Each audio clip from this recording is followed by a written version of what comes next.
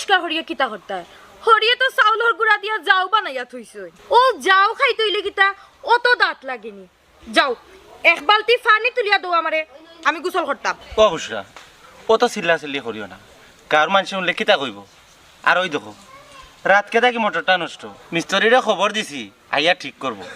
আর এখন কল টিপা টিপি এটা খুব কষ্টকর জিনিস তুমি একটু সবর করো ও হুনো মোটর বুঝি নষ্ট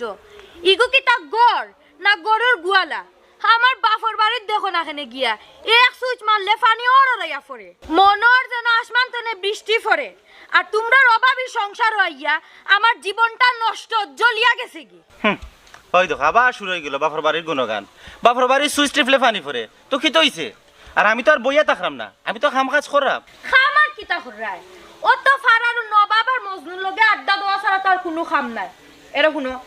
আজকে যদি তুমি আমার পানি তুলিয়া না দিছো আর আমি যদি সময় মতো গোসল করতে না পারছি তে সুলা উলা বানকে আমি বাফর বাড়ি রওনা দিমু তোমার বাফর বাড়িত কারেন্ট নাই মোটর নাই কোনো ধরনের কোনো সুযোগ সুবিধা নাই ইটা বাড়িঘর আর ইটা জঙ্গল নাই আমার লাগান ফরির মতো ফ্রি থাকার অবস্থা নাই ইয়া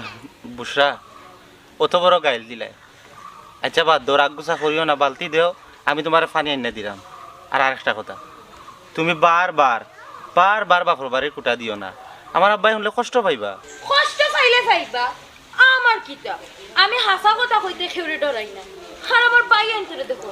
কত স্মার্ট কত হ্যান্ডসাম তোমরা নিজের বাসাইয়া দেখছো না আর স্মার্ট খেতে হকু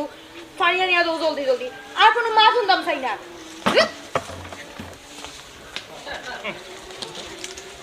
বেগম সুন্দরের তো অহংকার করিও না আর ধন সম্পদের অহংকার করিও